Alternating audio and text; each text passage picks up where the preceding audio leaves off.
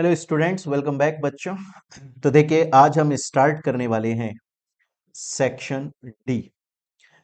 देखिए, हम लोगों ने सेक्शन ए कंप्लीट कर लिया, सेक्शन बी कंप्लीट कर लिया, सेक्शन सी कंप्लीट कर लिया। अब हमारा लास्ट बचा हुआ है सेक्शन डी। देखिएगा दोस्तों, आपका ये जो सेक्शन डी है ये टोटल 10 मार्क्स का है। और इस सेक्शन टी के अंदर डी के अंदर ना सॉरी सेक्शन डी के अंदर आपके टोटल 2 चैप्टर्स आते हैं। एक तो आता है आपका चैप्टर नंबर 17 और एक आता है आपका चैप्टर नंबर 18। दोनों ही 5 मार्क्स के हैं। Getting my point. ये जो आपका चैप्टर नंबर 17 है दोस्तों, इसे हम बोलते हैं फॉरेंसिक ऑडिट। ये आपका चैप्टर का नाम है। एंड जो आपका चैप्टर नंबर 18 है वो है एंटी मनी लॉन्ड्रिंग। हम उसे prevention of money laundering act के नाम से भी बोल सकते हैं। बेसिकली अगर देखा जाए तो ये जो सेक्शन डी है ना दोस्तों, ये सेक्शन डी के अंदर बात करी जाती है कि कंपनीज के अंदर किस तरह से फ्रॉड होते हैं और फिर उन फ्रॉड को कैसे रोका जा सकता है होने से पहले, और अगर हो चुके हैं तो कैसे डिटेक्ट किया जा सकता है। ये सेक्शन डी इसी बारे में बात करता है। और इसके अंदर ये जो दोनों चैप्टर हैं, चैप्टर 17 चैप्टर 18, ये भी अभी हम पढ़ेंगे। इसके अंदर आज की क्लास में हम चैप्टर 17 शुरू करने वाले हैं, फॉरेंसिक ऑडिट। उसमें हमें देखने को मिलेगा कि किस तरह से कंपनी के अंदर फ्रॉड होते हैं और किस तरह से उनको डिटेक्ट किया जा सकता है, पकड़ा जा सकता है। क्लियर है? पर मैं आपको एक चीज बता दूं इससे पहले। देखिए, आपके कोर्स में ओवरऑल 18 चैप्टर हैं, ये आपको पता है। जिसमें से जिसमें से दोस्तों चैप्टर 1 से लेके 8 तक तो आपके सेक्शन ए में है, वो भी हमने पढ़ लिया था। चैप्टर 9 से लेके एंड चैप्टर 13 आपका सेक्शन बी मैनेजमेंट ऑडिट है, वो हमने पढ़ लिया। चैप्टर 14 से लेके 16 तक सेक्शन सी, जो कि कंट्रोल्स के बारे में बात करता है, ऑपरेशनल ऑडिट के बारे में बात करता है, इंटरनल ऑडिट, वो हमने पूरा अच्छे से deep down real life case studies को ध्यान में रखते हुए डिस्कस कर लिया। अब आपका ये जो सेक्शन डी है, इसके अंदर 2 चैप्टर हैं, चैप्टर 17 18। लेकिन आपको देखने को मिलेगा कि हमने आपको जो कोर्स प्रोवाइड किया है दोस्तों, आपको देखने को मिलेगा कि हमने आपको जो कोर्स प्रोवाइड किया है उसमें चैप्टर 18 खत्म हो गया, उसके बाद में भी आपको एक फोल्डर दिखाई देता है। और उस फोल्डर के अंदर एग्जैक्ट मुझे याद नहीं आ रहा है, बट मोर देन 10 क्लासेस शायद तक आपको मिलेंगी। और उन मोर देन 10 क्लासेस के अंदर काफी सारे प्रैक्टिकल न्यूमेरिकल क्वेश्चंस को डिस्कस किया गया है। वो प्रैक्टिकल न्यूमेरिकल क्वेश्चंस आपके स्टडी मेट के अलावा डिस्कस किए गए। आपके स्टडी मटेरियल के जितने क्वेश्चंस है वो तो हमने चैप्टर नंबर 2 में, 4 में, 10 में डिस्कस कर लिए। उनके अलावा हमने आपको एक सेपरेट फोल्डर दिया है जिसके अंदर आपको काफी सारे extra practical numerical questions discuss करे गए हैं। और हमारा ये सजेशन होता है कि देखिए, वो भले ही आपके कोर्स का पार्ट नहीं है, मैं क्लियरली आपको बोल रहा हूं, वो आपके कोर्स का पार्ट नहीं है, लेकिन दोस्तों समय मिले तो पहली बात तो समय निकालिएगा अपने लिए और उसके फोल्डर के अंदर जो क्लासेस हैं उनको एक बार गो थ्रू करके जाइएगा। क्योंकि कभी कभी ऐसा होता है कि एग्जाम में क्वेश्चन इन जो ये फोल्डर के अंदर जो भी हमने कंटेंट दिया है उनमें से उठ के आ जाता है और आपके लिए बहुत इंटरेस्टिंग रहेगा, सीखने को मिलेगा। जानबूझ के हमने वो थोड़ा सा एक्स्ट्रा पोर्शन आपको दिया हुआ है। क्लियर है ये चीज यहां तक? चलिए,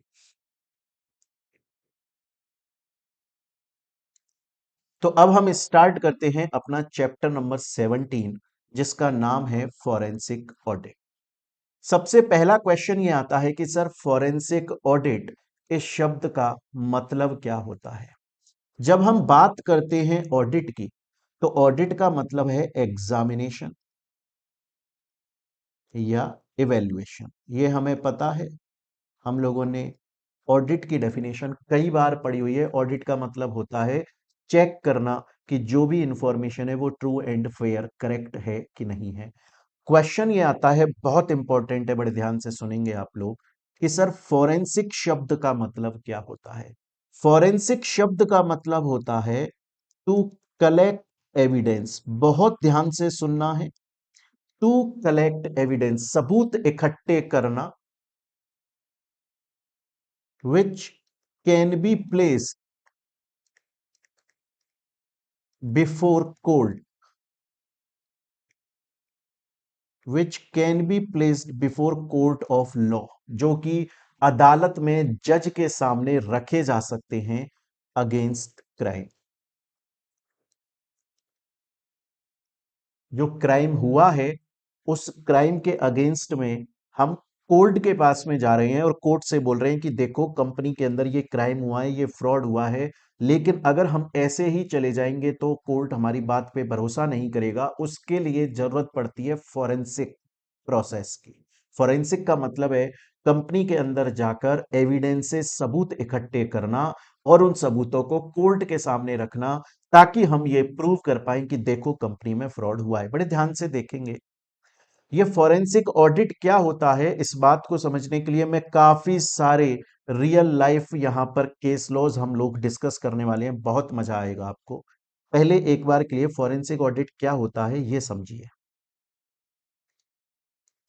देखिए, जो आपकी नॉर्मल ट्रेडिशनल ऑडिट होती है, जो आपकी नॉर्मल ट्रेडिशनल ऑडिट होती है, जिसे हम स्टैट्यूटरी ऑडिट बोलते हैं, उसमें क्या होता है, उसमें एक इंडिपेंडेंट पर्सन आता है और वो कंपनी के अकाउंट्स को चेक करता है। यहां पर ध्यान रखने वाली बात यह है कि जब भी स्टैट्यूटरी ऑडिट होती है, तो जो स्टैट्यूटरी ऑडिटर कंपनी के अंदर आ रहा है, कंपनी के अकाउंट्स को चेक कर रहा है, वो इसलिए चेक कर रहा है क्योंकि उसे कंपनी के अकाउंट्स के ऊपर अपना ओपिनियन देना है। उसे ये बताना है कि कंपनी के अकाउंट सही है कि नहीं है, ट्रू एंड फेयर इंफॉर्मेशन देते हैं कि नहीं देते। स्टैट्यूटरी ऑडिटर के माइंड में ऐसा नहीं है कि कोई डाउट है, ऐसा नहीं है। वो ये नहीं बोल रहा है कि भाई साहब ये कंफर्म है, मैं जिस कंपनी के ऑडिट करने जा रहा हूं उस कंपनी में फ्रॉड हुआ है, उस कंपनी में क्राइम हुआ है। नहीं, बिल्कुल भी नहीं। ऑडिटर ये बोल रहा है मैं कंपनी में कंपनी के अकाउंट्स को चेक करने के लिए जा रहा हूं, अगर बाई चांस उसमें कुछ फ्रॉड हुआ या कुछ भी एरर आता है तो मैं अपने ओपिनियन में लिख दूंगा कि ये गलती है, ये मटेरियल मिस स्टेटमेंट है, और नहीं आता है तो मैं लिख दूंगा कि कोई भी गलती नहीं है।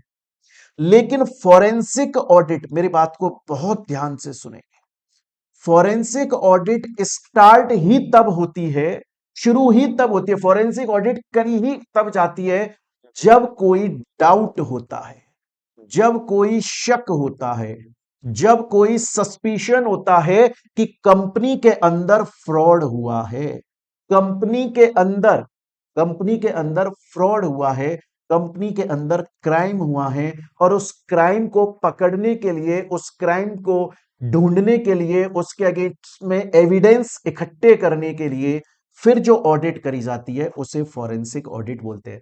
फॉरेंसिक ऑडिट कोई ट्रेडिशनल ऑडिट नहीं है। ऐसा नहीं है कि फॉरेंसिक ऑडिट हर कंपनी में करी ही जाएगी, बिल्कुल भी नहीं। अगर ऐसा लगता है, अगर ऐसा लगता है कि कंपनी के अंदर कोई फ्रॉड हुआ है, अगर ऐसा लगता है कि कंपनी के अंदर कुछ ना कुछ क्राइम हुआ है, डाउट है, तो उस डाउट के अगेंस्ट में जो एविडेंसेस को इकट्ठा करने के लिए ऑडिट करी जाती है उसे फॉरेंसिक ऑडिट बोला जाता है। फॉरेंसिक ऑडिट नॉर्मल जो हमारी ट्रेडिशनल ऑडिट है, जो हर साल करी जाती है स्टैट्यूटरी ऑडिट, उससे बिल्कुल अलग है। अब फॉरेंसिक ऑडिट क्या होता है दोस्तों। अब देखिए यहां पर क्वेश्चन आता है कि सर फॉरेंसिक या कंपनी के अंदर जो क्राइम होता है वो कैसे होता है, फॉरेंसिक ऑडिट क्यों करी जाती है, फॉरेंसिक ऑडिट कैसे करी जाती है, फॉरेंसिक ऑडिट के क्या रीजंस हैं।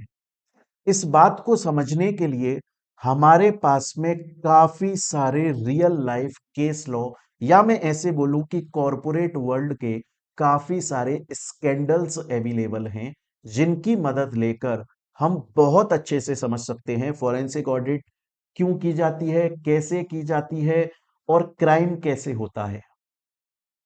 जैसे सर कौन कौन से केस लॉज हैं, जैसे एनरॉन कंपनी का केस है, जैसे सत्यम कंपनी का स्कैंडल है, जैसे कार्बी ब्रोकिंग फर्म का स्कैंडल है, जैसे डीएचएफएल और केपीएमजी का स्कैंडल है, जैसे आईसीआईसी बैंक और उसकी मैनेजिंग डायरेक्टर चंदा कोचर, इनका फ्रॉड है, जैसे यस बैंक का फ्रॉड है, ऐसे जैसे अनिल अंबानी का फ्रॉड है, जैसे वीडियोकॉन कंपनी का फ्रॉड है। ऐसे काफी सारे रियल लाइफ कॉरपोरेट वर्ल्ड के स्कैंडल्स हैं जिनकी मदद लेकर हम बहुत अच्छे से समझ सकते हैं कि फॉरेंसिक ऑडिट क्या होती है, क्यों होती है, कैसे होती है। और मैं आपको एक्चुअली मैं बता रहा हूं दोस्तों, अभी हम केस लॉस डिस्कस करेंगे। अभी मैं पहले आपको एनरॉन केस स्टडी समझाऊंगा, पूरा एकदम डिटेल्ड में समझाऊंगा, एकदम डिटेल में। क्या सर ये हमारे कोर्स में दिया हुआ है? जी हाँ बिल्कुल, CMA final cost and management audit paper number 17 chapter number 17 आपके कोर्स में दिया हुआ है। फिर मैं आपको सत्यम का केस लो बताऊंगा, फिर मैं आपको कार्बी फर्म का केस लो बताऊंगा, उसके बाद में फिर मैं आपको दो केस लॉस और बताऊंगा जो कि मेरे ही जानकार हैं, वो फॉरेंसिक ऑडिट करते हैं और उन्होंने कुछ कंपनीज के अंदर जाकर फॉरेंसिक ऑडिट करी है, वो केस लॉस बताऊंगा। एंड बिलीव मी, जब ये पांचों केस लॉस हमने अच्छे से पढ़ लिए, उसके बाद में ये पूरा चैप्टर सिर्फ और सिर्फ आपके रीडिंग के लिए बचता है। सब कुछ आपको बाय डिफॉल्ट इसमें समझ में आ जाएगा। तो हम शुरू करेंगे सबसे पहले एनरॉन कंपनी के स्कैंडल से। सबसे पहले हम शुरू करेंगे एनरॉन कंपनी के स्कैंडल से।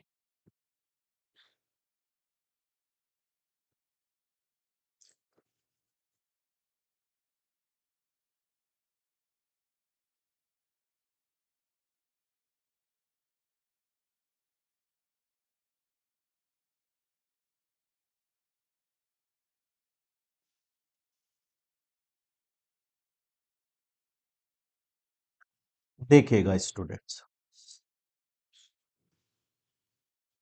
ये जो एनरॉन कंपनी का स्कैम है, ये दुनिया का one of the biggest scam माना जाता है, जो कि करीब $70 बिलियन 70 बिलियन का स्कैम है। और ये जो एनरॉन कंपनी का स्कैम है जिसके अंदर फॉरेंसिक ऑडिट करके सच्चाई का पता लगाया गया था, ये दुनिया का one of the biggest scam तो है ही, साथ में ये दुनिया का one of the complex scam माना जाता है, जिसकी फॉरेंसिक ऑडिट करने के लिए जो टीम गई थी उसके पसीने छूट गए थे सच्चाई का पता लगाने के लिए। पूरा केस लो समझिएगा। देखिए, Houston natural gas company and inter north company, इन दोनों को मिलाकर बनाई गई थी Enron company. Enron company energy trading company थी जो कि इलेक्ट्रिसिटी और नेचुरल गैस के अंदर डील किया करती थी, ट्रेड किया करती थी। लेकिन ये जो एनरॉन कंपनी के बिजनेसेस थे, ये बिजनेस प्रॉफिट में नहीं चल रहे थे, बल्कि ये बिजनेसेस लॉस में चल रहे थे। तो एनरॉन कंपनी के जो सीईओ थे केनिथ ले, वो चले गए एक बिजनेस एडवाइजरी फर्म के पास में जिसका नाम है मैकिन्से एंड कंपनी। ये मैकिन्से एंड कंपनी एक फर्म है जो कि बिजनेस एडवाइस, इन्वेस्टमेंट एडवाइस देते हैं कि कैसे आप अपने बिजनेस को बढ़ा सकते हैं, आपके बिजनेस में कमी क्या है।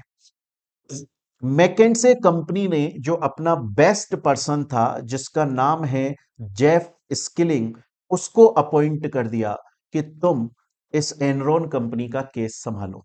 जेफ स्किलिंग ने एनरॉन कंपनी की प्रेजेंट में उस वक्त पर जो भी कहानी थी, जो भी स्ट्रक्चर था, उसको समझा और जेफ स्किलिंग ने एनरॉन कंपनी को कुछ न्यू बिजनेसेस के अंदर इन्वेस्टमेंट करवाया। मतलब एनरॉन कंपनी के थ्रू कुछ नए बिजनेस स्टार्ट करवाए जो कि काफी रिस्की बिजनेस थे और एनरॉन कंपनी को उन बिजनेस से प्रॉफिट भी हुआ। जब एनरॉन कंपनी को लगा, एनरॉन कंपनी के सीईओ केनिथ ले को लगा कि यार ये जो जेफ स्किलिंग है, इसने मेरी कंपनी के स्ट्रक्चर को समझा और फिर मेरे कंपनी के थ्रू, एनरॉन कंपनी के थ्रू काफी सारे नए फील्ड के अंदर, नए बिजनेसेस के अंदर इन्वेस्टमेंट कराया, प्रॉफिट हुआ वहां से। तो केनिथ ले ने क्या किया, 1990 के आसपास में इस जेफ स्किलिंग को परमानेंट हायर कर लिया। बोला अब तुम डायरेक्टली एनरॉन कंपनी के अंदर ही अपॉइंट हो जाओ। और जेफ स्किलिंग जब अपॉइंट हो गए, उसके बाद में जेफ स्किलिंग एनरॉन कंपनी के अंदर एक और बंदे को लेकर आए, जिसका नाम है एंड्रयू फैशो। एंड्रयू फैशो फेमस था उस टाइम पे बहुत ही ज्यादा रिस्की डील करने के लिए। मतलब वो ऐसे बिजनेसेस के अंदर एंटर होता था जो बहुत ही ज्यादा रिस्की थे, लेकिन अगर चल गए तो अच्छा खासा प्रॉफिट दे सकते थे। जैसे ही जेफ स्किलिंग और एंड्रयू फैशो दोनों एनरॉन कंपनी के अंदर आ गए, तो इन दोनों की माइंडसेट एकदम क्लियर था। और माइंडसेट ये क्लियर था कि हमें नई रिस्की बिजनेसेस के अंदर एनरॉन कंपनी को इन्वेस्ट करवाना है, एनरॉन कंपनी के थ्रू नए नए बिजनेस हमें स्टार्ट करने हैं। लेकिन इन दोनों के माइंड में फ्रॉड भी पहले से क्लियर था। इनके माइंड में यह चीज क्लियर थी कि हम जो भी नए बिजनेसेस के अंदर एंटर करेंगे, उसमें से जो बिजनेस प्रॉफिटेबल है उसको तो हम अपनी बैलेंस शीट, एनरॉन कंपनी की बैलेंस शीट पर शो करेंगे, लेकिन जो बिजनेस लॉस में चले गए हैं, हम उनको कहीं भी शो नहीं करेंगे, हम उनको छुपाने की कोशिश करेंगे, उनकी जगह पर हम फेक रेवेन्यू दिखाएंगे। जो कंपनी लॉस में है उसको भी हम प्रॉफिट में शो करने की कोशिश करेंगे। और इसके लिए इन दोनों लोगों को जरूरत थी कुछ और ऐसे लोगों की, जो कि एनरॉन कंपनी के जो फाइनेंशियल अकाउंट्स हैं उन्हें काफी ज्यादा कॉम्प्लेक्स कर सके, ताकि कोई पर्सन आसानी से सच्चाई का पता ना लगा सके। और इस चीज के लिए इन्होंने क्या किया, अपनी एक टीम बनाना स्टार्ट किया एनरॉन कंपनी के अंदर, जो कि इनकी तरह फ्रॉड कर सकते हैं और चीजों को कॉम्प्लेक्स कर सकते हैं। उससे पहले एनरॉन कंपनी के अंदर जो परफॉर्मेंस रिव्यू सिस्टम का क्राइटेरिया हुआ करता था, वो किस बेसिस पर चला करता था?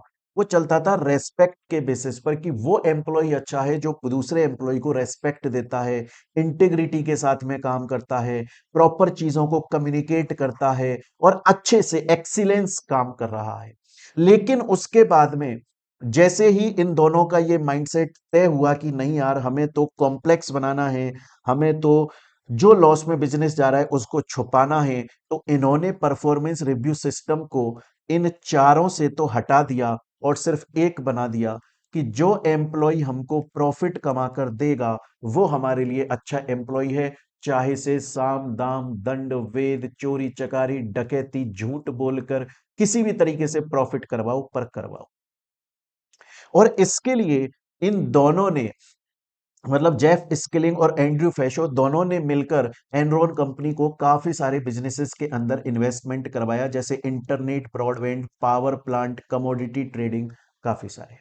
और इनका पहले से एक चीज क्लियर थी कि जो कंपनी प्रॉफिट में गई उसको बैलेंस शीट पर शो करेंगे, जो कंपनी लॉस में चली गई हम उसको अपने अकाउंट्स में नहीं आने देंगे, उसकी जगह पर हम फेक रेवेन्यू दिखाएंगे।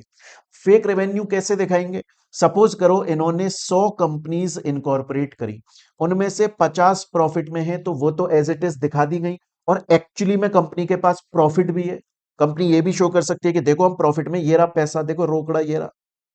लेकिन जो बाकी की 50 कंपनियां लॉस में गई, हम उनको अकाउंट्स में तो शो कर रहे हैं कि वो प्रॉफिट में है, पर एक्चुअल में प्रॉफिट है कहां? कल को अगर कोई आ गया और बोलेगा कि यार तुम्हारी बाकी की जो 50 कंपनी है वो भी प्रॉफिट में है, उनका प्रॉफिट कहां है? तो उसके लिए इन्होंने क्या किया, बहुत सारा डेट लेना, उधार लेना स्टार्ट किया।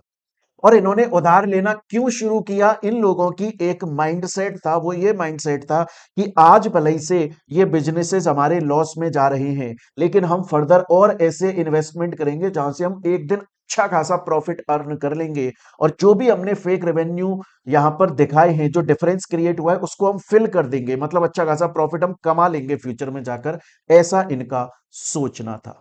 लेकिन जब इन दोनों ने ये सोचा ना, बल्कि तीनों ने मिलकर ये सोचा, इन तीनों ने मिलकर ये सोचा कि ठीक है, हम कंपनी के अंदर फ्रॉड करेंगे, कंपनी के अकाउंट्स को मैनिपुलेट करेंगे, फेक रेवेन्यू दिखाना स्टार्ट करेंगे। वहां पर इनको प्रॉब्लम आ रही थी।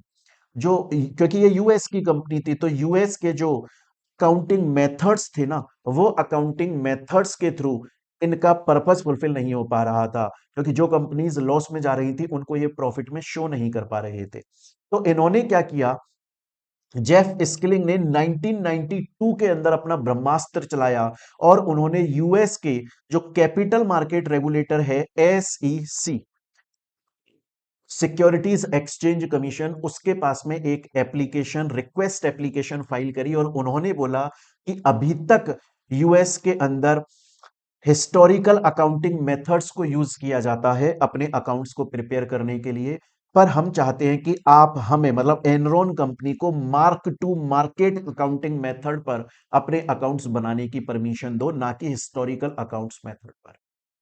और आपको बच्चों जानकर ये बड़ा ताज्जुब होगा कि 1992 के अंदर एक्चुअली में सिक्योरिटीज एक्सचेंज कमीशन ने इस बात की परमिशन भी दे दी कि Enron company mark to market accounting methods के थ्रू अपने अकाउंटिंग स्टेटमेंट्स को प्रिपेयर कर सकती है, जिस बात की बहुत लंबी चौड़ी पार्टी भी हुई थी इनके कंपनी में। क्वेश्चन ये आता है कि सर, ये हिस्टोरिकल अकाउंटिंग मेथड क्या होता है and mark to market accounting method क्या होता है? मैं फिर से बोल रहा हूं बच्चों, जो मैं केस लो आपको बता रहा हूं ना, आप इनको कहानी की तरह बहुत अच्छे से सुनिएगा एंड बिलीव कीजिएगा, जब मैं आपको पांचों केस लॉस यहां पर बता दूंगा, उसके बाद में ये चैप्टर आपके लिए ऐसे बच्चा वाला खेल होगा। सिर्फ आपको थ्योरी रीड करनी है और आप बोलोगे सर माइंड में फिट हो गया है, क्वेश्चन आएगा ना झटाक आंसर दे सकता हूं मैं, फिट हो गया है माइंड में मेरे। सुनते रहें आप। क्वेश्चन ये आता है कि सर, सिक्योरिटीज एक्सचेंज कमीशन ने चलो इनको परमिट तो कर दिया कि आप मार्क टू मार्केट मेथड के थ्रू अपने अकाउंटिंग स्टेटमेंट्स को प्रिपेयर कर लो, पर सर आखिर ये हिस्टोरिकल अकाउंटिंग मेथड और mark to market accounting method होते क्या हैं? क्वेश्चन ये आ रहा है। तो देखिएगा बच्चों, अगर मैं बात करूं पहले हिस्टोरिकल अकाउंट मेथड की, सपोज कीजिए कि आपने ना कोई ये प्रॉपर्टी परचेज करी एंड प्रॉपर्टी जो आपने परचेज करी वो 10 करोड़ रुपए की परचेज करी। सपोज करिए कि उस प्रॉपर्टी की वैल्यू मार्केट में इंक्रीज होकर 15 करोड़ रुपए हो गई, तो भी आप अपने बैलेंस शीट के अंदर आज उसको 10 करोड़ ही शो कर पाओगे। सपोज करिए कि किसी आपने किसी कंपनी के शेयर्स में अपना पैसा इन्वेस्ट किया, और कितना पैसा इन्वेस्ट किया? 100 करोड़ रुपए का आपने इन्वेस्टमेंट किया, जबकि आज उस शेयर की वैल्यू बढ़कर 150 करोड़ हो चुकी है, लेकिन तब भी आप अपनी बैलेंस शीट में 100 करोड़ रुपए ही शो कर पाओगे। इसे बोला जाता है हिस्टोरिकल अकाउंटिंग मेथड। लेकिन वहीं पर बात आ जाती है कि sir, mark to market method का क्या होता है? सपोज करिए कि आपने कंपनी के अंदर 100 करोड़ रुपए का पैसा इन्वेस्ट किया, लेकिन अगर उसकी वैल्यू, शेयर्स की वैल्यू अब मार्केट में इंक्रीज होकर 150 करोड़ हो गई, तो बैलेंस शीट में भी आप 150 करोड़ ही लिखोगे। सपोज कीजिए आपने कोई वैल्यू पर कोई कोई प्रॉपर्टी परचेज करी थी आपने 10 करोड़ रुपए की, लेकिन आज उस प्रॉपर्टी की वैल्यू 15 करोड़ हो गई, तो आप अपने अकाउंट्स में 15 करोड़ ही लिखोगे अपनी बैलेंस शीट के अंदर। इसीलिए वो चाहते थे एनरॉन कंपनी कि हमें ये mark to market accounting method मिल जाए, क्योंकि हमारा इन्वेस्टमेंट की प्राइस कल को बढ़ी है तो हम उस बात को बढ़ा चढ़ाकर दिखा दें, उनको फ्रॉड करने में हेल्प हो जाएगी। अब यहां पर सोचने वाली बात यह है दोस्तों, कि सपोज कीजिए आपने अगर किसी कंपनी के शेयर्स में इन्वेस्टमेंट किया, तो उसकी वैल्यू बढ़कर कितनी हो गई ये तो पता लग जाता है, स्टॉक एक्सचेंज पर जाकर शेयर प्राइस को देख लो। लेकिन अगर आपने प्रॉपर्टी खरीदी थी 10 करोड़ रुपए की और आज उसकी वैल्यू अगर 15 करोड़ हो गई, तो ये कैसे पता करा जाएगा कि प्रॉपर्टी की प्रेजेंट वैल्यू कितनी है? ये कैसे पता चलेगा? शेयर की तरह किसी स्टॉक एक्सचेंज पर तो ये लिस्टेड नहीं है। तो मार्क टू मार्केट मेथड ये बोलता है आप उसमें एस्टिमेट करोगे कि हमारी इसकी वैल्यू आज इतनी हो चुकी है। और एनरॉन कंपनी के इन तीनों लोगों को यही तो चाहिए था कि हमें बस एस्टिमेट करने को बोल दो कि हमारी जो प्रॉपर्टी है या हमारा इन्वेस्टमेंट है उसकी वैल्यू इतनी हो गई है, हमें बस एस्टिमेट करना है। तो एस्टिमेट करने में क्या होता है कि मान लीजिए कि इन्होंने रियल में इन्वेस्टमेंट किया था $10 मिलियन का, और ये एस्टिमेट करके mark to market accounting method से लिख देते कि हमारा इन्वेस्टमेंट अब 60 मिलियन का हो गया है, तो जो इनकी कंपनीज में लॉस हो रहे थे वो यहां पर फेक तरीके से इनको कवर अप करते जा रहे थे। मतलब रियल में वैल्यू एक्चुअली में तो ज्यादा हुई नहीं थी, बट ये जबरदस्ती बढ़ा चढ़ा कर दिखा रहे थे कि फेक वैल्यू इंक्रीज हो चुकी है। और ऐसा इन्होंने काफी कारनामे भी किए। जैसे एक कंपनी थी, सिथे एनर्जी कंपनी करके थी, उसका एनरॉन कंपनी का इनके साथ में एक कॉन्ट्रैक्ट हुआ 20 साल के लिए। और कॉन्ट्रैक्ट क्या था कि अगले 20 साल तक एनरॉन कंपनी इस सिते कंपनी को नेचुरल गैस सप्लाई करेगी, per day 195 million cubic feet की सप्लाई करेगी, जो कि 3.5 बिलियन से 4 बिलियन यूएस डॉलर का ये एक कॉन्ट्रैक्ट हुआ था। को बस डील अभी चली रही थी इनके बीच में, अभी तक डन भी नहीं हुई थी, काम इसके ऊपर शुरू भी नहीं हुआ था, और एनरॉन कंपनी ने अपने अकाउंट्स के अंदर दिखाना स्टार्ट कर दिया कि इससे तो हमारी डील हो गई है और हमारा इतना प्रॉफिट हो गया है, इतना रेवेन्यू जनरेट हो गया है, वो एस्टिमेट करके ये चीज को दिखाने लग गए। ऐसा ही कुछ हुआ था कि एनरॉन कंपनी जो है वो फाइबर ऑप्टिक के बिजनेस में उतर गई थी, और उसने ब्लॉकबस्टर नाम की एक कंपनी से एग्रीमेंट किया था कि अगले 20 साल तक वो सर्विस देगी, कि यह जो फाइबर केबल है वो आपको देगी। यूएस डॉलर 112 मिलियन की हुई ये डील। बस इनकी डन हुई थी, काम शुरू नहीं हुआ था, एनरॉन कंपनी ने अपने अकाउंट्स के अंदर इसको दिखाना स्टार्ट कर दिया। इतने ज्यादा फेक रेवेन्यूज दिखाना स्टार्ट कर दिया कि 1996 से लेके अगर 2000 तक आप देखोगे तो हर साल कंपनी बहुत ज्यादा बढ़ती जा रही थी, ग्रोथ करती जा रही थी। अगर मैं 2000 की बात करूं तो उसका जो प्रॉफिट था कंपनी का, वो प्रॉफिट था 979 million US dollar, Indian rupees में अगर कन्वर्ट किया जाए 2000 के हिसाब से तो 4,40,000 करोड़ रुपए का इसने प्रॉफिट कमा लिया था। अच्छा, उसके बाद में क्या हुआ, उस टाइम पर ना डॉट कॉम बबल चल रहा था। डॉट कॉम बबल क्या होता है, जैसे Mohit Bansal classes dot com है ना, फलाना डॉट कॉम। तो उस वक्त पर यह चल रहा था कि यार जो इंटरनेट बेस्ड कंपनीज थी ना, वो अपना डोमेन ले रही थी डॉट कॉम से नाम से, और इंटरनेट कंपनीज जो है उसमें ऐसा लग रहा था कि बूम आने वाला है। तो एनरॉन कंपनी ने क्या किया, एनरॉन कंपनी ने भी इंटरनेट के अंदर बहुत लंबा चौड़ा इन्वेस्टमेंट कर दिया। अब ये mark to market accounting method से फेक रेवेन्यूज दिखा रहे थे, फेक प्रॉफिट्स दिखा रहे थे, लेकिन क्वेश्चन ये आता है कि अगर इनके स्टेटमेंट्स शो कर रहे हैं कि इतना ज्यादा इनके पास में प्रॉफिट है, तो फिर वो प्रॉफिट एक्चुअली में भी तो इनके पास में कैश या बैंक की फॉर्म में होना चाहिए ना। भाई इनके पास में कैश होना चाहिए, बैंक होना चाहिए, वो प्रॉफिट है कहां? कागजों में तो शो हो रहा है बहुत प्रॉफिट है, एक्चुअली में पैसा कहां पर पड़ा हुआ है? इस बात का इनको डर लगने लगा कि यार कल को कहीं ऐसा ना हो, कोई अथॉरिटी हमारे पास में आई, बोले तुम्हारे कागजों में दिख रहा है तुम खतरनाक पैसा कमा रहे हो, भैया कहाँ है वो पैसा? तो इन्होंने इसका भी एक तोड़ निकाला। आप अब यहां पर बच्चों देखिएगा कि कितना कॉम्प्लेक्स करते जा रहे हैं ये। आप एक चीज को नोट करने की कोशिश कीजिएगा, आपको ये समझ में आएगा कि जब एक फॉरेंसिक ऑडिटर कंपनी के अंदर फॉरेंसिक ऑडिट करने जाता है, तो क्या क्या चीजें को चेक करना पड़ता है, क्यों करता है, कंपनी किस तरीके से फ्रॉड करती है। आपको ये अब एक्चुअली में समझ में आएगा कि यार कंपनी इस तरीके से भी फ्रॉड करती है। फ्रॉड किस किस टाइप का हो सकता है, इसीलिए मैंने आपको बोला मैं आपको 5 केस लॉस बताऊंगा। अब इस एनरॉन कंपनी को लगने लगा यार हम रेवेन्यू शो कर रहे हैं अपने अकाउंट्स के अंदर, हम प्रॉफिट शो कर रहे हैं अपने अकाउंट्स के अंदर, कागजों में तो शो कर रहे हैं, पर क्या एक्चुअली में प्रॉफिट है? पैसा कहां है? उसके लिए इन्होंने तोड़ निकाला, ये बोला कि हम ना लोन लेंगे और उस लोन के पैसे को दिखाएंगे कि ये हमारा प्रॉफिट है। पर फिर इनको ये क्वेश्चन ये आया कि अगर हम आज किसी बैंक के पास में लोन लेने जाएंगे तो बैंक बोलेगा आपको लोन की क्या जरूरत है? आपके तो अकाउंट शो करते हैं कि आपके पास में इतना लंबा चौड़ा प्रॉफिट है, तो आपको लोन की जरूरत आखिर पड़ी तो कहां पड़ी?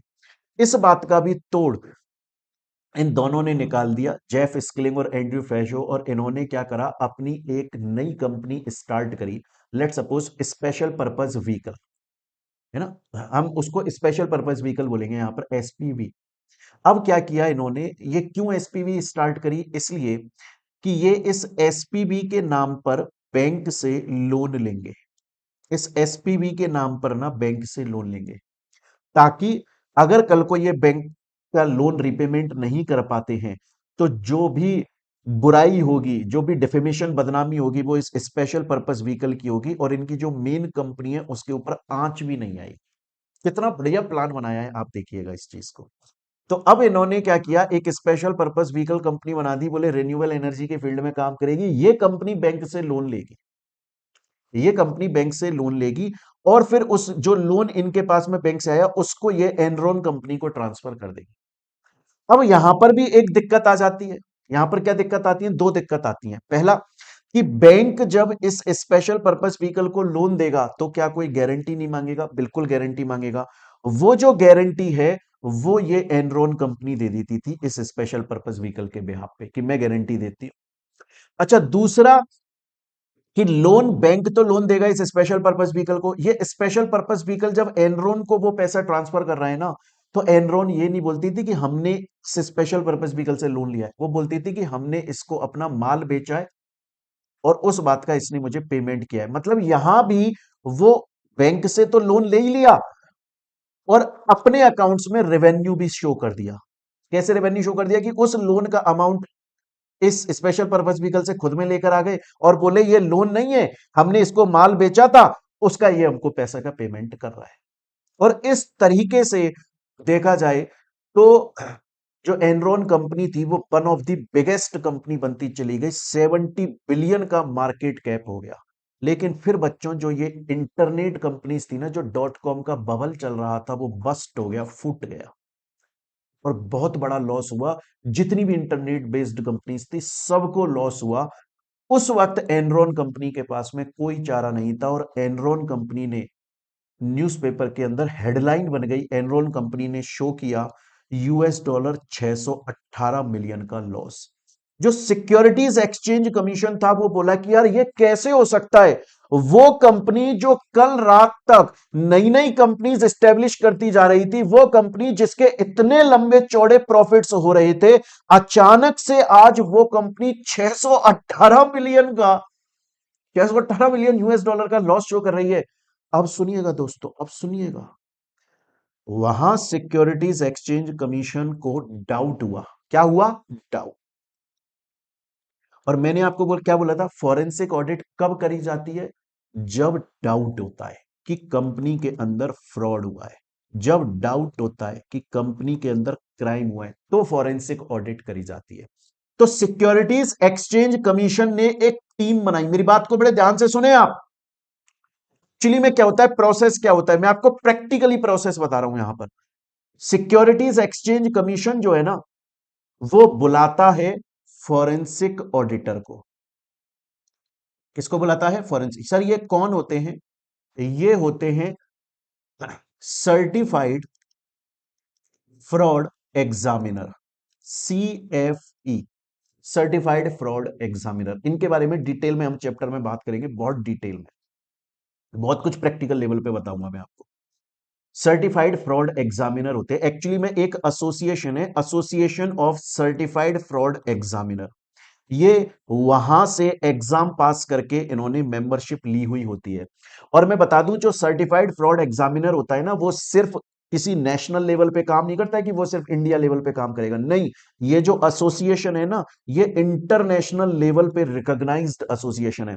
तो जो सर्टिफाइड फ्रॉड एग्जामिनर होता है ना, वो आउट ऑफ इंडिया जाकर भी फॉरेन की कंपनीज की भी फॉरेंसिक ऑडिट कर सकता है। अब क्या होता है, सिक्योरिटीज एक्सचेंज कमीशन जो है उसने लेट सपोज कि फॉरेंसिक ऑडिटर को बुलाया, उसका नाम है let suppose mister x. Mister x जो है वो फॉरेंसिक ऑडिटर बनकर जब आता है ना, वो ये बोलेगा कि सर देखिए, मैं जब कंपनी के अंदर फ्रॉड पकड़ने के लिए जाऊंगा, फॉरेंसिक ऑडिट करने के लिए जाऊंगा, मुझे तो सर कंपनी के अकाउंट्स भी चेक करने पड़ेंगे और मैं अकाउंट्स के अंदर बहुत ज्यादा स्पेशलिस्ट आदमी नहीं हूं। इसलिए मुझे एक अपनी टीम बनानी है और उस टीम के अंदर मुझे एक ऐसा पर्सन चाहिए जो स्पेशलिस्ट हो अकाउंट्स की फील्ड में। हो सकता है ये सीए को ले जाए। फिर ये बोलेगा कि सर मेरे को ना कंपनी के अंदर चेक करना पड़ेगा कि उसने सेक्रेटरी या लीगल जो रिक्वायरमेंट्स थी वो फुलफिल करी कि नहीं करी। मैं उसमें फुल्ली स्पेशलिस्ट नहीं हूं, मुझे एक ऐसा बंदा लेकर जाना पड़ेगा जो कंपनी के लीगल रूल्स रेगुलेशंस के बारे में जानता है कि नहीं जानता। ये हो सकता है सीएस को ले जाए। उसके बाद में ये बोल सकता है कि देखो सर, मुझे ना कंपनी के कॉस्ट अकाउंटिंग को भी, कॉस्ट रिकॉर्ड्स को भी चेक करना पड़ेगा, उसके लिए भी मुझे स्पेशलिस्ट चाहिए। तो हो सकता है ये सीएमए को ले जाए। उसके अलावा ये बोलेगा कि सर मेरे को ना नॉर्मल लीगल प्रोविजंस जो हमारा कोर्ट बोलता है, अदालत बोलता है, उसके लिए भी मुझे कुछ चीज चाहिए। नॉर्मल लीगल प्रोविजंस के लिए हो सकता है कि ये एडवोकेट को लेकर भी चला जाए। आ रही है मेरी बात यहां तक समझ में? तो बेसिकली जब फॉरेंसिक ऑडिट करने के लिए, बेसिकली जब फॉरेंसिक ऑडिट करने के लिए होता है, तो जो भी फॉरेंसिक ऑडिट कराता है ना, जैसे इस केस में एनरॉन कंपनी के केस में किसने बुलाया फॉरेंसिक ऑडिटर को? सिक्योरिटीज एक्सचेंज कमीशन ने। लेट सपोज अगर यहां पर इनकम टैक्स अथॉरिटी होती, तो वो income tax authority forensic auditor को बुलाती। लेट सपोज यहां पर कोई मर्डर हुआ होता, सुसाइड, रेप हुआ था, सेक्सुअल हरेसमेंट हुआ होता कंपनी के अंदर, तो सीबीआई अगर आ जाती तो सीबीआई फॉरेंसिक ऑडिटर को बुलाती। लेट सपोज कि अगर यहां पर कुछ फॉरेन एक्सचेंज में डीलिंग हुई होती, तो फिर उस केस में हो सकता है शायद ईडी, एनफोर्समेंट डायरेक्टरेट आ जाता, तो वो फॉरेंसिक ऑडिटर को बुलाता। फॉरेंसिक ऑडिटर को कोई भी बुला सकता है, कोई भी अथॉरिटी बुला सकती है।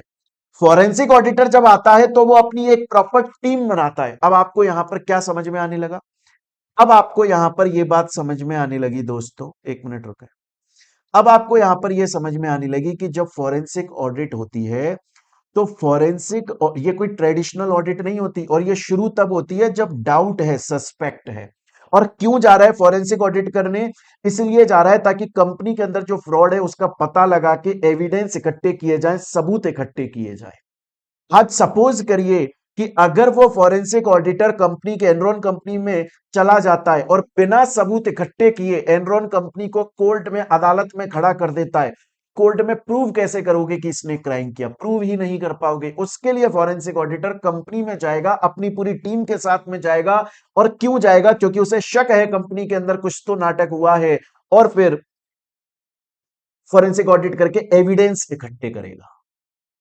आ रही है मेरी बात यहां तक समझ में? स्टूडेंट बोलता है जी हाँ सर, अभी तक ना मेरे को आपकी काफी हद तक बात समझ में आ गई। बच्चों मैं आपको ये बोल रहा हूं कि अभी तक हमने एक केस लॉ देखा, उससे ना आपको काफी सारी चीजें फॉरेंसिक ऑडिट के बारे में अभी तक समझ में आई होंगी। अब हम चलते हैं अपने दूसरे केस लॉ के ऊपर। ऐसे करके ना मैं आपको 4 केस लॉ और बताऊंगा। इंडियन कंपनी, इंडियन कंपनी थी, इंडियन कंपनी क्या करती थी? इंडियन कंपनी यूएस की, यूएसए अमेरिका की किसी कंपनी से मटेरियल लिया करती थी, मटेरियल लिया करती थी, इंडिया में उसे इंपोर्ट करवाया करती थी ना, मटेरियल को, और इंडिया में इंपोर्ट करके उसके ऊपर उसे कुछ फिनिश गुड्स में कन्वर्ट करके और फिर बेचा करती थी। और ये काम पिछले 10 सालों से चल रहा था। मतलब ये यूएसए की कंपनी और इंडिया की कंपनी दोनों बहुत, पिछले 10-12 सालों से ऐसा काम चल रहा था। होता क्या था, बड़े ध्यान से सुनिएगा, होता क्या था कि जब भी इंडियन कंपनी को माल मंगाना पड़ता था, तो इंडियन कंपनी पहले इनको ईमेल करती थी। यहां बहुत इंपॉर्टेंट पार्ट आ रहा है, अब आपको समझ में आएगा फ्रॉड किस किस तरीके से हो जाते हैं कंपनी के अंदर। इंडियन कंपनी जो है वो यूएसए की कंपनी को ईमेल किया करती थी कि हमें ये फ्रॉड चाहिए, और यूएसए की कंपनी इंडियन कंपनी को ईमेल किया करती थी, ये आपका कोटेशन है, इतना आपका कॉस्ट लगेगा, इतना आपका प्राइस लगेगी, एंड अपनी अकाउंट डिटेल्स।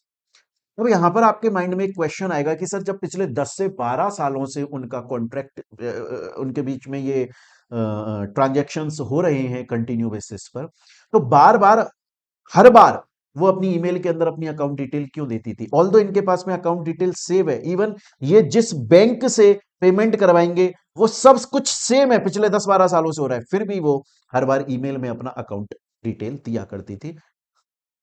तो अब क्या हुआ, इन्होंने मेल करा, इंडियन कंपनी ने, वहां से उनका मेल आया, और 35 लाख रुपए का, इंडियन, इंडियन के उसमें बात करी जाए तो 35 लाख रुपए का कुछ कोटेशन आया, 35 लाख रुपए का। तो इंडियन कंपनी ने 35 लाख रुपीज जो है उनका पेमेंट कर दिया, 35 लाख रुपए जो है वो पेमेंट कर दिया। अब काफी दिन निकल गए, एक महीना निकल गया दोस्त। जब एक महीना निकल गया ना, तो इनके पास में कोई मटेरियल नहीं आया, कोई खबर नहीं आई, कुछ नहीं आया। तो इन्होंने यूएसए की कंपनी को ना, इन्होंने यूएसए की कंपनी को कांटेक्ट किया, बोला कि पैसा दे दिया भैया हमने, माल नहीं आया। तो यूएसए की कंपनी बोली कि हमारे पास में कोई पैसा रिसीव नहीं हुआ। इंडियन कंपनी को एकदम से ऐसी हो गई कि यार ये क्या हुआ, ये कैसे ये बोल रहे हैं कि पैसा रिसीव ही नहीं हुआ। तो वहां पर इंडियन कंपनी ने ना, जिसकी मैं बात कर रहा हूं, उसको बुलाया। वो सर्टिफाइड फ्रॉड एग्जामिनर है, वो सीए है बेसिकली तो वो। और सर्टिफाइड फ्रॉड एग्जामिनर का उसके पास सर्टिफिकेट है, ग्लोबली वो काम कर सकता है, फोरेंसिक ऑडिट रिपोर्ट बना सकता है। तो उसने उसको बुलाया गया इंडियन कंपनी में, वो इंडियन कंपनी में गया। अब देखिए फोरेंसिक ऑडिट कराई स्टार्ट हो रही है। क्यों स्टार्ट हो रही है? क्योंकि डाउट जनरेट हुआ। क्या डाउट जनरेट हुआ दोस्तों? क्या डाउट जनरेट हुआ? ये डाउट जनरेट हुआ कि यार 35 लाख रुपए हमने तो पेमेंट किए और ये बोल रहे हैं पेमेंट हुआ नहीं, तो कहीं ना कोई तो फ्रॉड है, या तो हमारे इंटरनली फ्रॉड है, या बैंकिंग सिस्टम में फ्रॉड है, या ये फ्रॉड है, कहीं तो फ्रॉड है। उसको पकड़वाना है। तो उसके लिए इन्होंने उसको बुलाया, फोरेंसिक ऑडिटर को। क्लियर है ये चीज यहाँ तक? यहाँ पर नाम किसी का भी नहीं आएगा, यहाँ पे नाम किसी का भी नहीं बोल सकते अपन। अब जब उसको बुलाया तो उसने पता है सबसे पहले क्या किया? वो सबसे पहले गया इंडियन कंपनी के बैंक के पास, और वह बैंक से जाकर देखा कि क्या इस इंडियन कंपनी के अकाउंट से 35 लाख रुपीज एक्चुअली में निकले हैं कि नहीं निकले। तो वहां शो हो रहा है कि निकले हैं, इनके अकाउंट से हुए, पे हुए। और कहां पर पे हुए हैं? कहां पर पे हुए हैं? तो इन्होंने बताया कि बैंक ने यह बता दिया कि इस अकाउंट नंबर में पेमेंट हुआ है। फिर वो इन्होंने पूछा इस बैंक से कि क्या आप ये बता सकते हो कि इस अकाउंट जिसके अंदर 35 लाख रुपए गए हैं, हमारी इंडियन कंपनी के बैंक अकाउंट से निकले पैसे, इस बैंक अकाउंट में पैसा ट्रांसफर हुआ, यहां से आगे कहां हुए? तो बैंक ने बोला ये नहीं बताएंगे, ये कॉन्फिडेंशियल इंफॉर्मेशन होती है, हम किसी और की कॉन्फिडेंशियल इंफॉर्मेशन यहां पर लीक नहीं कर सकते। आपको हम इतना बता देंगे कि आपका जो रुपया है वो आपके अकाउंट से निकला है और इस अकाउंट में गया है। तो ये कंपनी में वापस आ जाते हैं, इंडियन कंपनी में। बोला ठीक है चलो, इतनी इंफॉर्मेशन तो मिली। अब फिर ये क्या करते हैं? फिर ये ईमेल्स को चेक करते हैं, जो ईमेल इतने सालों से आ रहे थे ना, उन ईमेल को चेक करते हैं ये। तब इनको ये दिखाई देता है कि यार पहले जो ईमेल्स आ रहे थे इस कंपनी से, वो उसके अंदर जो अकाउंट नंबर दिया जा रहा था वो कोई दूसरा अकाउंट नंबर था, वो कोई दूसरा अकाउंट नंबर था। और इस बार जो इन्होंने ईमेल किया था उसमें जो अकाउंट नंबर दिया गया था वो कोई दूसरा अकाउंट नंबर था। तो वो वही वाला अकाउंट नंबर था जिसमें ये 35 लाख रुपए गए हैं। वो वाला अकाउंट नंबर नहीं था जिसमें हर बार इतने सालों से पेमेंट हो रहा था। अच्छा, उसमें देखा गया क्या इंडियन कंपनी गलती? बोले इंडियन कंपनी की गलती नहीं है, क्योंकि ईमेल में उन्होंने ये नए वाले अकाउंट नंबर दिए हैं यूएस की कंपनी ने। यूएसए कंपनी ने अपनी ईमेल आईडी में नया अकाउंट नंबर दिया है, तो हमने तो उसी अकाउंट पर करवा दिया है। अब फिर यूएसए की कंपनी से बात करेंगे। यूएसए की कंपनी से बोला गया कि आपका जो ईमेल है उसके अंदर आपने अकाउंट नंबर दिया है। अच्छा, जो अकाउंट नंबर नए वाला जो 35 लाख रुपए गए हैं वो भी आपके ही कंपनी का अकाउंट है, वो दूसरा अकाउंट है, दूसरी ब्रांच का, लेकिन आपकी ही कंपनी है। वो आपने किसी दूसरे बैंक में ओपन कर, जैसे आज लेट सपोज मेरा एचडीएफसी ब्रांच है और मेरा एसबीआई के अंदर भी अकाउंट ओपन करवाया है। मैं नॉर्मली एचडीएफसी में पेमेंट लेता हूं, लेकिन मेरा एसबीआई में पेमेंट आया आया मुझे ये बात उस फॉरेंसिक ऑडिटर ने इंडियन कंपनी के बेहाफ पे इनको बोली। तो इन्होंने बोला कि हमारी, बोला नहीं वो अकाउंट हमारा नहीं है, हमारे पास में कोई पैसा नहीं आया। तो फॉरेंसिक ऑडिटर ने बोला, बोला सुनिए, आपने ईमेल में हमें अकाउंट नंबर दिया था, हमने उसी अकाउंट में पेमेंट किया, तो इसमें इंडियन कंपनी की फॉल्ट कहां है भाई? इन्होंने बोला कि भाई इंडियन कंपनी की फॉल्ट क्या है? आपने जो अकाउंट नंबर ईमेल में दिया हमने उस पर पेमेंट कर दिया। तो सुनिएगा दोस्तों, मजा आएगा आपको। तो यूएसए की कंपनी ने बोला कि हमारा जो ईमेल आईडी है ना वो तो हैक हो गया है। इन्होंने क्या बोला? इन्होंने बोला हमारा जो ईमेल आईडी है ना वो तो हैक हो गया, और हैक करके किसी ने शायद तक वो अकाउंट नंबर चेंज कर दिए होंगे। हमें इसके बारे में कोई आइडिया नहीं है, हम आपको माल नहीं बेच सकते, हम आपको माल नहीं बेच सकते। तो फॉरेंसिक ऑडिटर ने इंडियन कंपनी के व्यापार पर बोला कि देखिए, आपका इतने साल से इंडियन कंपनी से रिलेशन है ना, आपका इतने साल से इंडियन कंपनी से रिलेशन है। आप एक काम तो कर सकते हैं, आप अपने कोई बंदे को बैंक अकाउंट में भेज के और चेक करवा सकते हैं ना कि वो अकाउंट किसका है। भाई हम यहां से, क्योंकि वो आपका फॉरेन का अकाउंट है, हम तो यहां से उनको कांटेक्ट नहीं कर पा रहे, आप अपने बैंक अकाउंट में भेज दो, बैंक में जाके पूछ लेगा ना वो किसका है। तो इन्होंने बोला हमारे पास में इतना समय नहीं है, हम फालतू का बर्बाद नहीं कर सकते टाइम, आपको माल लेना है तो लो। इंडियन कंपनी ने बोला यार हम पिछले 10-12 साल से आपसे माल, बोले वो जब ठीक है हमारा बिजनेस है भाई, इसलिए ले रहे हो माल, हमें कोई लेना देना नहीं है। अब वहां पर डाउट बढ़ता जा रहा है। तो फिर उस फॉरेंसिक ऑडिटर ने बोला चलो ठीक है कोई बात नहीं, बोला लेकिन आप एक चीज तो सोचिए, आपकी ईमेल आईडी हैक हो गई, आप हमारी मदद मत करो, हमारा 35 लाख रुपए हमने किसी अकाउंट में डाला, आप बोल रहे हो मैं क्यों बैंक में जाकर पूछूं वो किसका अकाउंट है, ठीक है मत पूछो भाई, आपका काम नहीं है, आप अपना धंधे पे ध्यान दो। आप ये तो बताओ आपकी ईमेल आईडी हैक हुई है ना यार, आपकी ईमेल आईडी हैक हो गई, क्या आप नहीं जानना चाहोगे कि आपकी ईमेल आईडी हैक किसने करी? इवन उस फॉरेंसिक ऑडिटर ने ये बोला कि आप अपनी ईमेल आईडी का एक्सेस अगर हमें देते हो ना, तो जिसने आपकी ईमेल आईडी हैक करी थी हम वहां पे पहुंच जाएंगे, हमारा इतना स्ट्रॉन्ग सिस्टम है, इतना सॉफ्टवेयर हमें आता है, आप अपनी ईमेल आईडी हमें ओपन करके दे दो या उसके पार्टी पासवर्ड बता दो, उसका एक्सेस दे दो, हम अपने आप पकड़ लेंगे कौन है वो। इन्होंने बोला कि नहीं हम वो भी नहीं करेंगे। और थोड़े टाइम बाद में तो फिर इन्होंने क्या किया, थोड़े टाइम बाद इन्होंने उनका कोई रिप्लाई देना ही बंद कर दिया, फोन उठाना ही बंद कर दिया। समझ में आ रही है ये चीज? अब ये क्या हो रहा है, ये एविडेंसेस इकट्ठे होते जा रहे हैं, ये जो बार बार फॉरेंसिक ऑडिटर इससे बात कर रहा है ना लगातार, फॉरेंसिक ऑडिटर जो लगातार बात कर रहा है ना, उससे क्या होता जा रहा है बच्चे, उससे ना इकट्ठा होता जा रहा है मटेरियल, एविडेंसेस इकट्ठे होते जा रहे हैं। फिर लास्ट में उस फॉरेंसिक ऑडिटर ने एक लीगल लेटर लिखा, लीगल लेटर में लिखा कि सुनिए, ये जो पूरा का पूरा पैसा है वो आपके ही बैंक अकाउंट में गया है, अब हम आपको कोर्ट में लेकर जाएंगे, यूएस के कोर्ट में लेकर जाएंगे, और वहां एक तो हम आपसे 35 लाख रुपए वापस लेंगे, प्लस हम उसका इंटरेस्ट लेंगे, प्लस आपने हरेस किया कंपनी को, प्रताड़ित किया, परेशान किया, उसका हम आपसे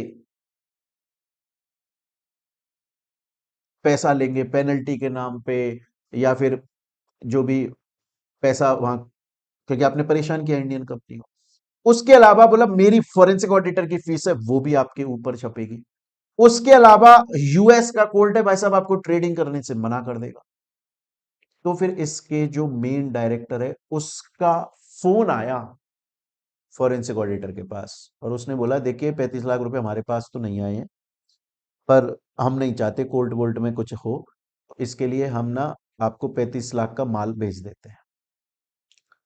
अब हम पे ये क्वेश्चन आया, मैंने उससे कोई पूछा, बोला भैया तुमने केस करा? बोला यार केस ना कोई करना नहीं चाहता।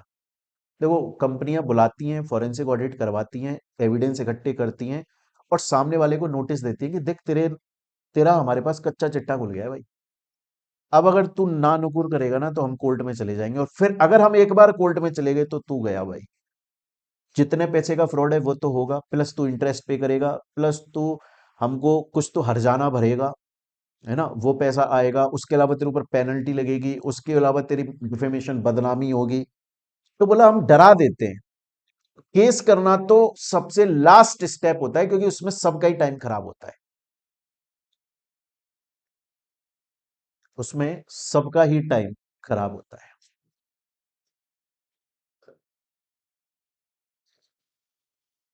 अरे दोस्तों यहां तक आपको बात समझ में अब आ रहा है आपको कि रियल लाइफ में एक्चुअली में किस तरह से कंपनीज में फ्रॉड होते हैं। और फिर जब फॉरेंसिक ऑडिटर जाता है ना,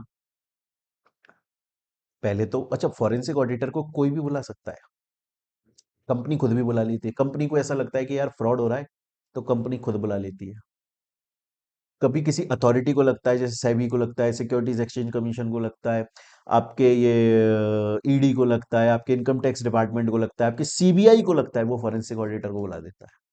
मैं आपको बताऊं बच्चों, एक बार मैंने फॉरेंसिक ऑडिटर को अपॉइंट किया, क्यों किया, मैं उसका बड़ा ही इंटरेस्टिंग केस है, मेरे करीब 14-15 लाख रुपए फंस गए थे।